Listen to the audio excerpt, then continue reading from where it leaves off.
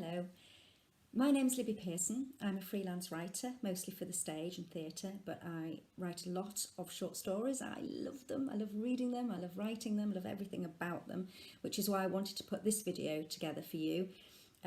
Anybody who's just sort of contemplating or starting out writing short stories, believe me, you're going to have so much fun with it. It's a wonderful, wonderful format. So the video is for anybody who is just kind of starting out, wants a few tips and pointers. It's also for people who have got a little bit of experience. Maybe you've done a bit, but you're a bit rusty and you need a push to get back to it. If you're very experienced and perhaps you're at the point of submitting things to magazines and competitions, this might be a little bit too basic for you. That said, I'm going to set you quite a lot of exercises to do, writing exercises, and I think that's useful for any level of experience to go back to writing exercises and just sort of flex those muscles a little bit. So all you're going to need with me is a little bit of excitement, I think, actually. Really wanting to have a go, to push yourself. So flex your creativity muscles in this case and get excited about it. I just want to say from the word go that I am not a technical wizard. You've probably already gathered that, just from possibly even how I've put my camera, I don't know. I've only this year have started making little videos for things, so please do not expect bells and whistles. And if you do hear any, it's probably because my kettle has boiled and I'm going to pop downstairs and make a nice cup of tea. So in this video I'm going to talk you through the basics of short story writing, but as I said, I'm going to set you some exercises to do as well, which you can do. You can start the video and do them in real time, so to speak, or you can watch it all the way through, you can jump to them, you can do the first exercise last, the last first. It's entirely up to you. That is the beauty of doing something digitally, I suppose. It's something you can't do in a group or a class, so it's got its benefits that way. That said, I must just say, if you really are interested in writing, whether that's because you're wanting to make some money out of it, or you just want to do it for love or for fun, or just to give you a hobby, please join a group if you feel that you can do that. There's lots of digital ones now as well, so if you can't get out and about and the groups aren't running yet, check some of those out. But I can't recommend that highly enough. I've never ever taught a group that hasn't been 100% supportive to each other. There's such a wonderful environment. Everybody's there to help each other out. And I suspect those that aren't don't last very long in a group anyway, because you tend to kind of pull together. They're great for feedback, which you need. Everybody needs feedback on their work. You need critiquing, because sometimes you can't quite see where you might have got room for improvement. And it's all right letting your loved ones read your work, but that tends to go one of two ways.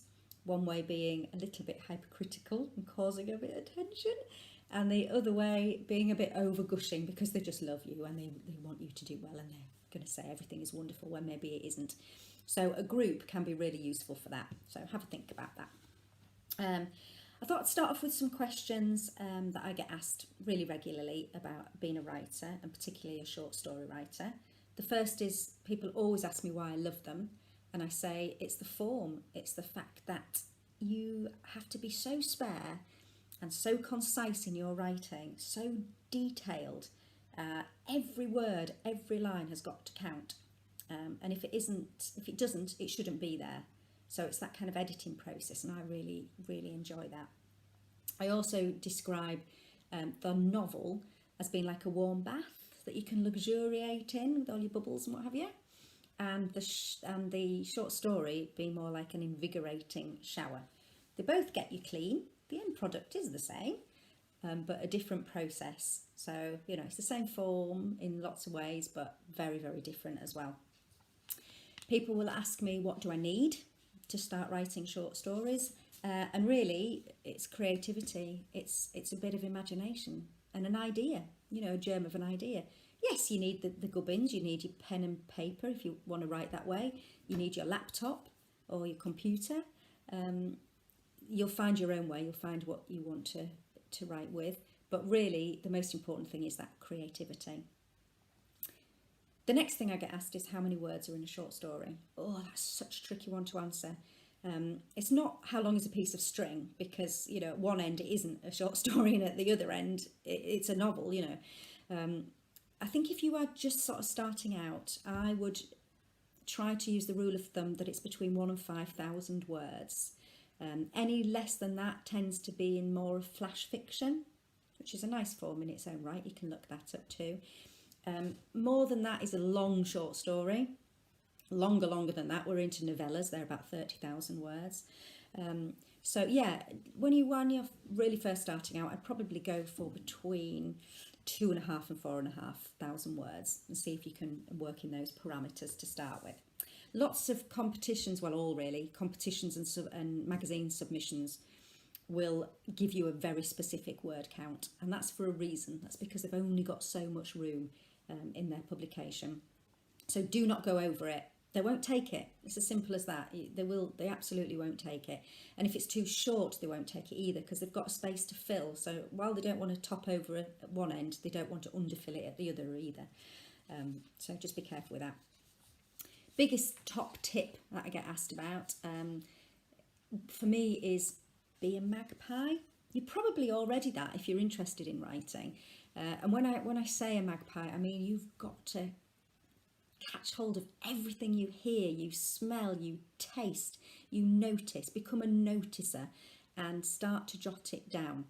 I say to my poor old friends and family that, you know, I don't really have friends and family anymore. I just have potential material because everything that somebody says you can possibly use at some stage in your life. So they always say, don't they, notice what the lady on the bus says. It's really true. So have a notebook with you or some device, you know, whether it's recording it onto your mobile phone or you're taking a picture of something. But yeah, absolutely keep a note of it. I heard a lady ages and ages ago, an older lady with her, I presume her granddaughter, and she was trying to explain that she had pins and needles in her hands. And she said, oh, it's like having bumblebees in my gloves. And I wrote that down. I've not used it yet, but I will at some point. Yeah, you just hear the most amazing things. What do they say? You can't make it up. Well, you can make it up, of course you can, and you can embellish.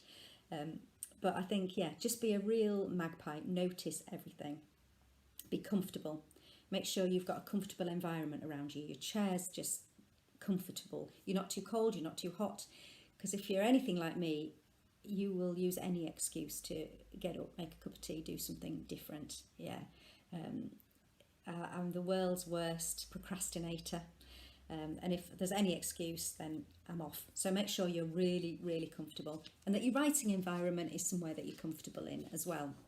I mean, that might be a tiny little desk on your landing. It might be your dining room table. You might take over the whole half the house.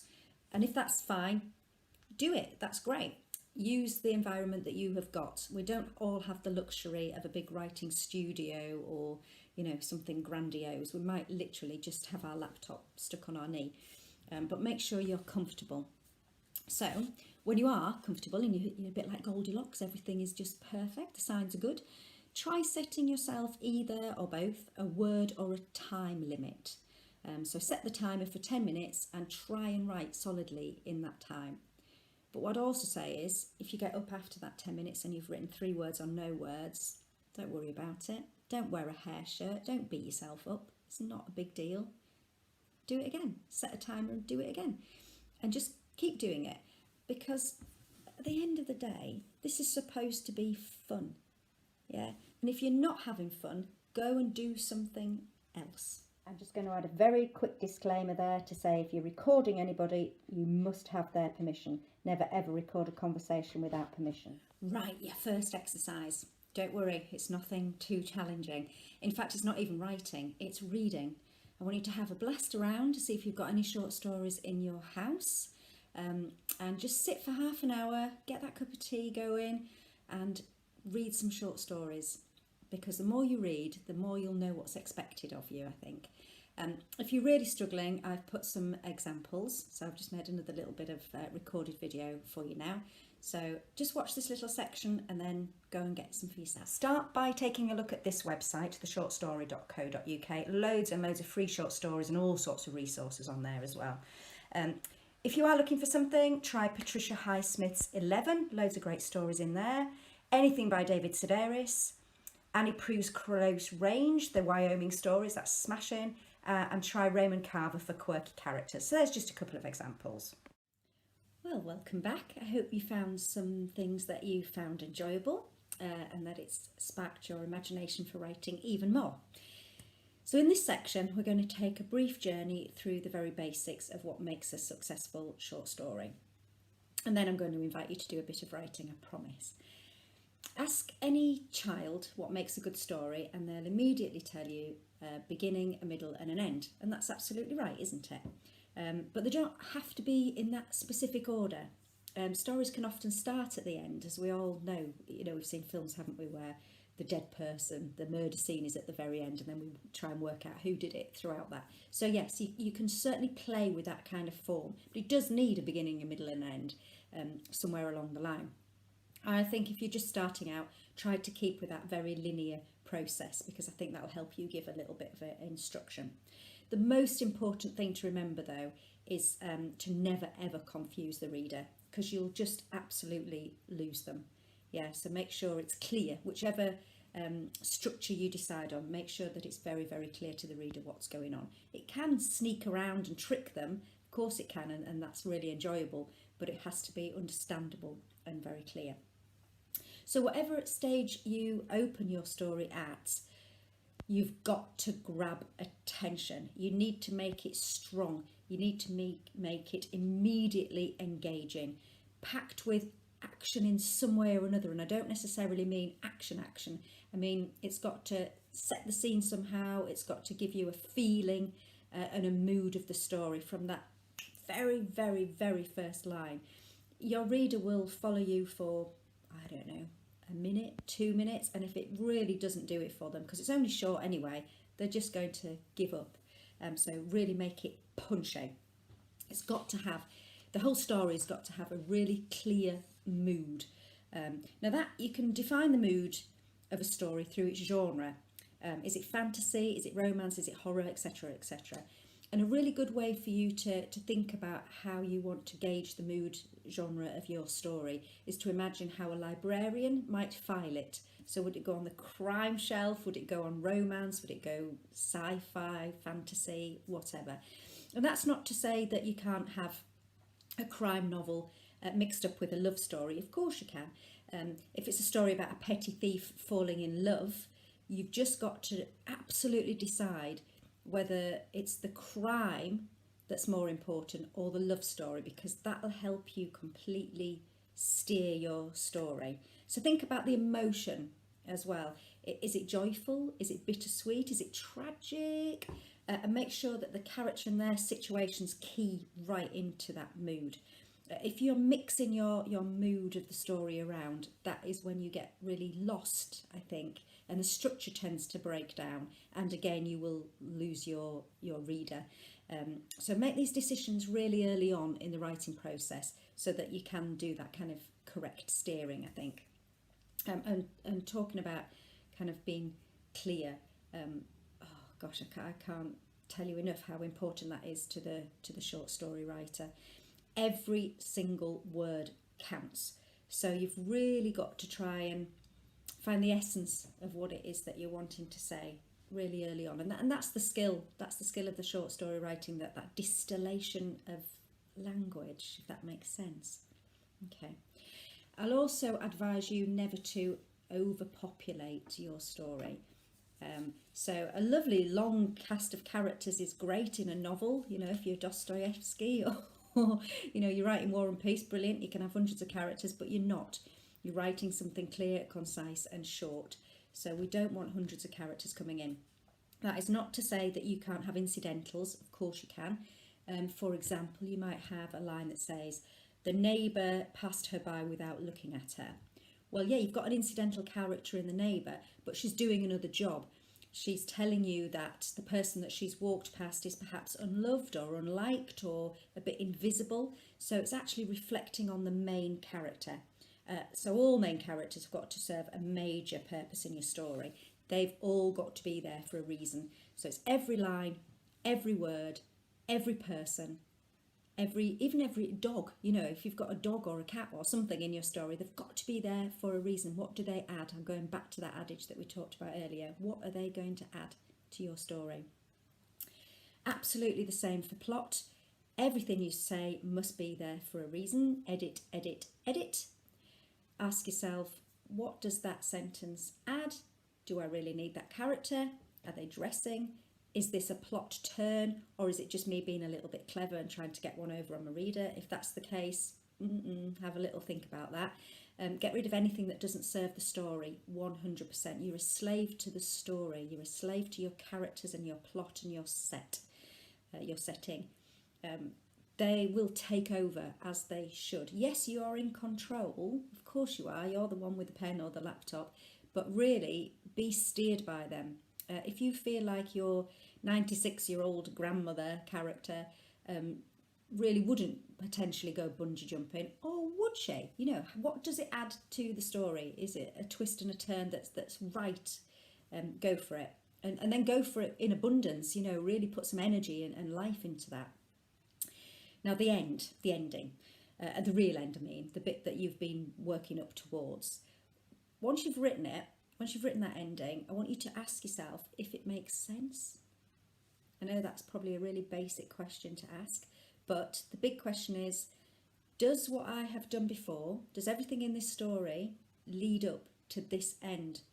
Or is it completely, I don't mean a surprise ends are brilliant, of course they are, but if it doesn't fit, if it doesn't match what you've said before, if there's not clues and hints that this is going to happen somewhere, or a reader can look back and go, yeah, I missed that was really clever of them, brilliant, then it's wrong. You know, if you can't fit the ending to the rest of the story, your ending's wrong or your story's wrong, and one or the other have got to be changed. Now, your next task after thinking about your beginning, middle and end, and you've written it, is to just walk away. Yeah, clear your head, move away from it. Go and put the kettle on. That's my big advice for all writers. Although I did once hear a writer say to me, not to me personally, I hasten to add, did give the piece of advice to a group, the fridge is not necessarily your friend. As a writer, so somebody that's sitting for 6 hours doing very little physical activity with their head in the fridge every 5 minutes. Just be aware of that. Sorry, sidetracked. So the ending, yes, go away, think about it, mix it all up, blah, blah, blah, blah. You now have walked away for a period, you've checked it all out, and you come back to the whole thing and read it through. Does something jar? Does something feel not quite right? Doesn't quite fit? If it's jarring for you, you can absolutely bet your bottom dollar that it will be jarring for the reader, without a doubt. And look for little glitchy mistakes that you might have made. Have you written a beautiful summer scene and 2 minutes later it's snowing? You know, even Jane Austen can get these things wrong occasionally. Just make sure that you've absolutely got all of that 100% correct, because your reader will pick up on that as well, and find a way to kind of critique the whole story from one tiny little mistake. So read, edit, edit, edit, pass on. Talked about groups, didn't we? If you're not a member of a group, find somebody that you do really trust to give you constructive and truthful, honest feedback. That was quite a lot, and that was a bit of a whistle-stop tour as well.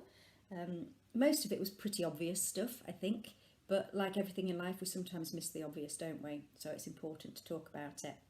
Right, we've talked and talked, you've read and read. Now it's time to do some writing. Are you ready? Okay, here goes. I want to introduce you to Sam. Sam is a 14-year-old girl living in a large city with her mum. That's all I'm giving you. I'm not giving you anything else at all. Off you go. Go away and write Sam's diary entry for the night before her 15th birthday. Give yourself 10 minutes and see what you come up with. How did you get on? Did you get something down? Did you enjoy it? I hope so. Ready for the next one? Okay. I want to introduce you to Sam. Sam is a 64-year-old bricklayer living alone. That's it. That's all I'm giving you. I want you to go away and I want you to write a letter that Sam sends into his local newspaper. Give yourself 10 minutes again. Off you go. Okay, last in this series. I want to introduce you to Sam. Sam is a stockbroker. That's it. That's all I'm giving you. I want you to go away now and write a description of this Sam's evening out. You've got another 10 minutes. So that was 3 Sams, all completely different, and your writing will have had different themes and moods. Take a look back. You've now got 30 minutes worth of writing. I mean, I don't know how much that will have been. It might be very little, it might be quite a lot. But I want you to look to see if there are commonalities in what you've written. And if so, that's probably your voice, your writing voice coming through. It may be that you've got a preference for a certain type of writing, you know, whether it's first or third person, you put description in or you don't, it's spare or it isn't. It's such a short and easy exercise, but you can learn so much from it. Let's do some more. Right, here's another quick exercise for you. I want you to write a dating profile for a main character. How the character describes themselves is going to give you a bit of an insight into what kind of person they are. So do they over-exaggerate their good points? Are they modest? Are they shy? In your face? You can learn quite a lot about your character from doing this sort of profile. It could be a CV, I suppose, actually, but I've just chosen dating profile. So if you enjoy doing this, having a go at this, do another one for another character. They can be completely standalone. It can be 2 totally separate pieces of writing, or you could bring those 2 characters together, see what happens. So developing character exercises are really, really useful, especially if you're the type of writer who likes to kind of pre-plan everything. So if you do like to have a preset backstory, try another little exercise, which is making lists for each of your characters. So you can put down really important things such as their age, you know, their job, their education, marital status, all those kind of obvious things that we might put on forms, if you like. But then I want you to stretch that out a bit and have a little bit of fun with it, such as things like hobbies, things they love doing, allergies, last time they went on holiday, where they went, that kind of thing. So it's sort of extrapolating it out a little bit. And you never know, you might get an entire story just from that kind of fun detail, really, a little bit of a detail. I don't know, imagine something like somebody ends up in hospital with a nut allergy, and there's a criminal next to them who's handcuffed to a police officer. They strike up a conversation. That might lead somewhere. But it came from one character having a nut allergy. Simple as that, really. So remember as well that with all your writing, you are ultimately in charge. So if a nut allergy doesn't fit, cross that out and put something else in. It's as simple as that. You know, you can kill somebody off with the stroke of a pen or a press of the delete button. Gosh, writing can be incredibly empowering that way. So let's think of some more.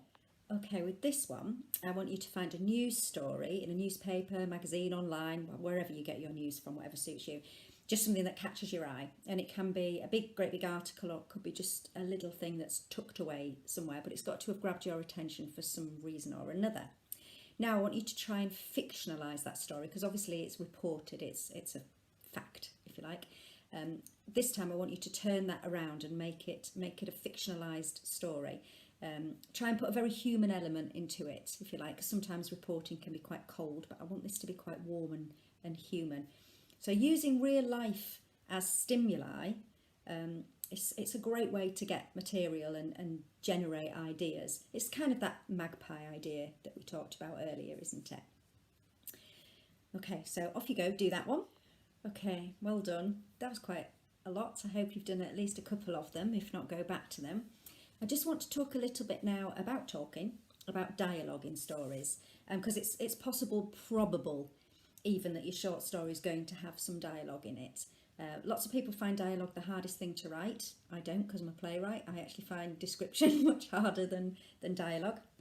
But it is such a great way to tune in to your characters, to get an insight, for the reader to get a real true picture of what they're like. Actually, speaking of plays, try reading some if that's not in your normal sort of day-to-day thing that you do, because that's just such a great way of understanding and seeing how dialogue can work.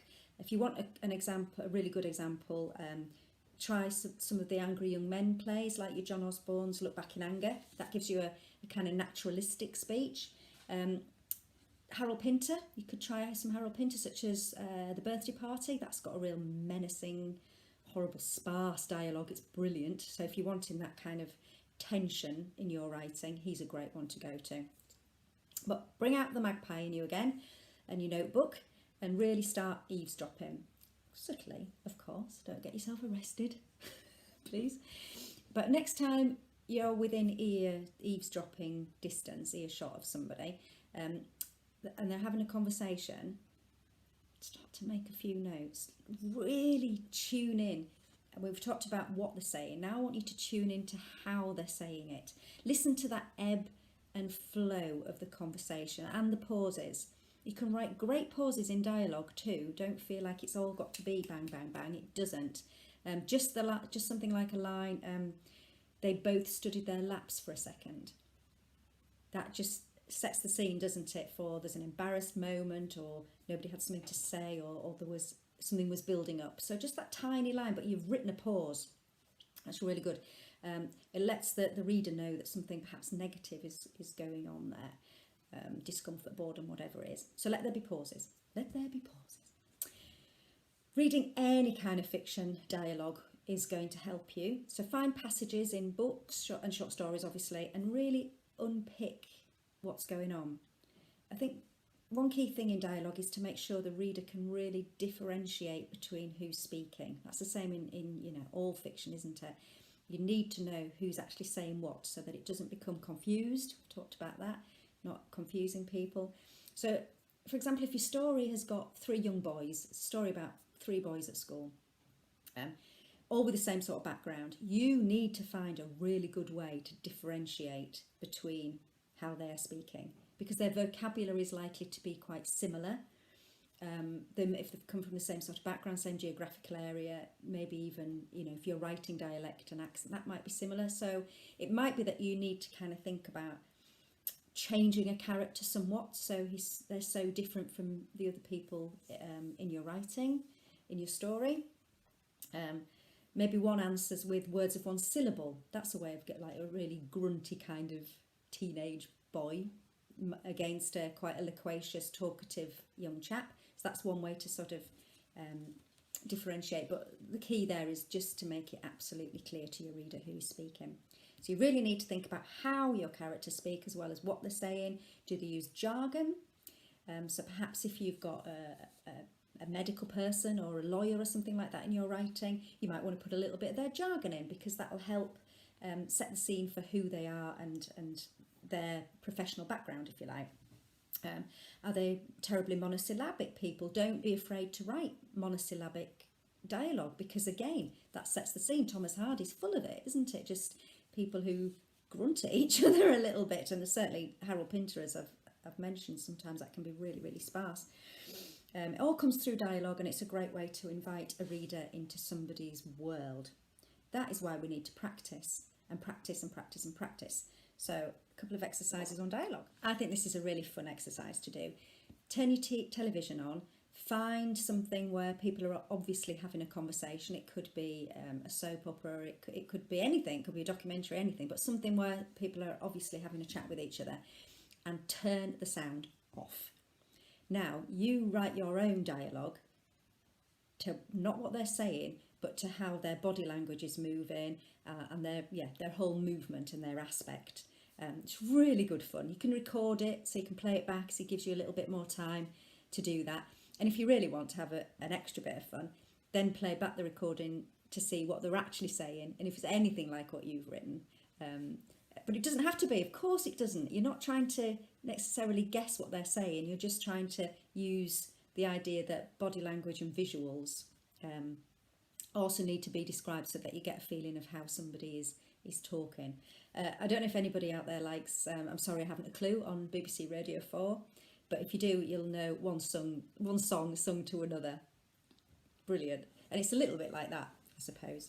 Actually, radio is a great source of inspiration for fiction dialogue as well. Radio 4 weekdays, 2:15, just after the Archers.